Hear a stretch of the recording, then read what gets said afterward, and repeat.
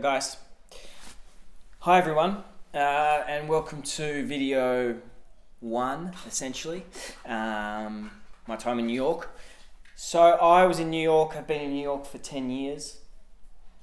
The first time I went over, when I landed, I got an internship, which we're not completely familiar with here. Internship just means free work.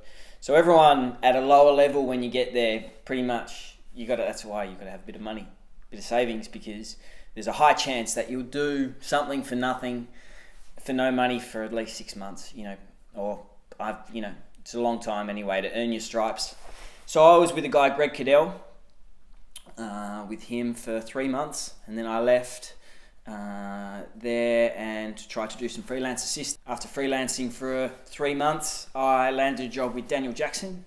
He's now at Art and Commerce. Back then he was with MAP agency, and we did a lot of that was a bit of a dream job.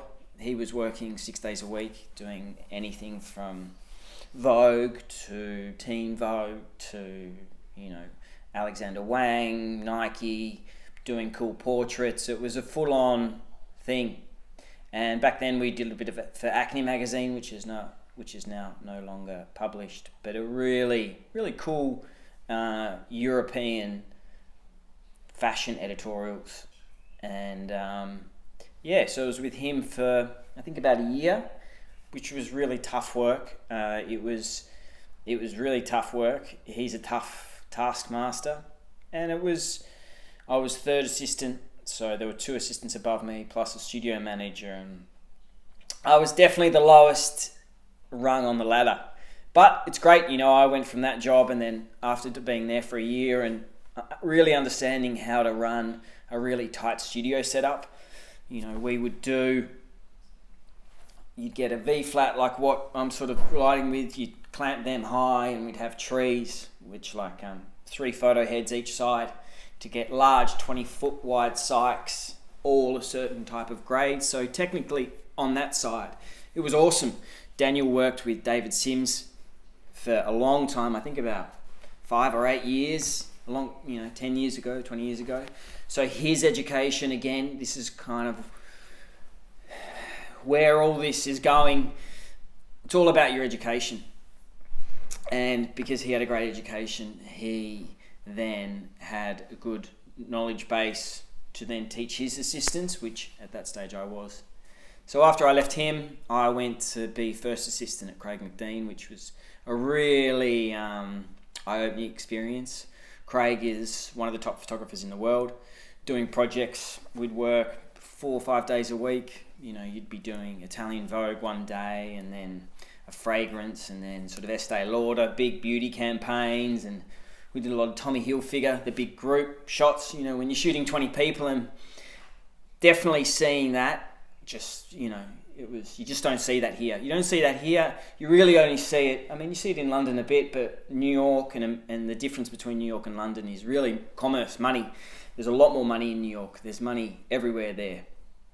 Obviously, it's not incredibly easy to find, otherwise everyone would be doing it, but it's a great aspect of the industry there, because there's Stephen Meisel. I'm assuming if you don't know who he is, you should definitely. He's the biggest current living fashion photographer, really.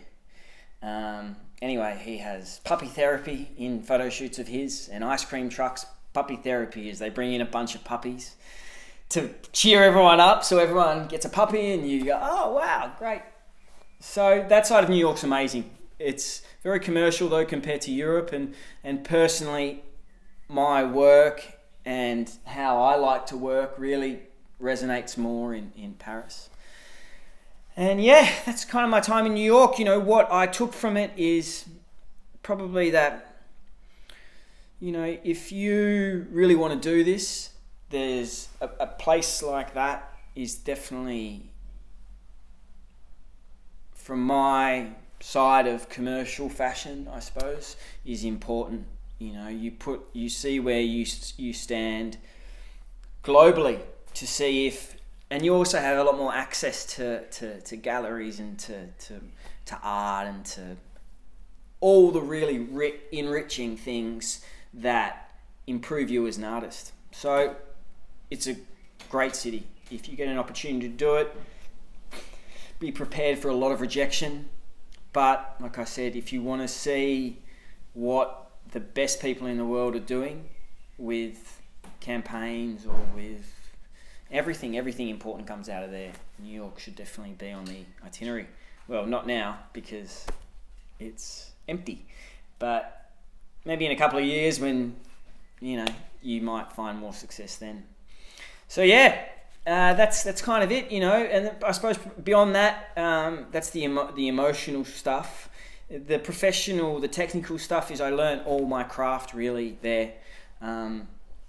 I didn't know anything when I got there, and I left with a full understanding of how to run a set where there's 200 people, down to having 15 minutes with a celebrity, and you need to still deliver as much to the client as possible.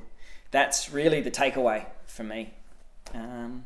Cool. So next video is, hope that's informational. If you have any questions as well, you can leave them on the Instagram TV comments, or this video is also posted on my YouTube channel, SES Worldwide, which is a dramatic name for a simple idea. So next video is what to do when there's nothing to do, life in COVID. Cool.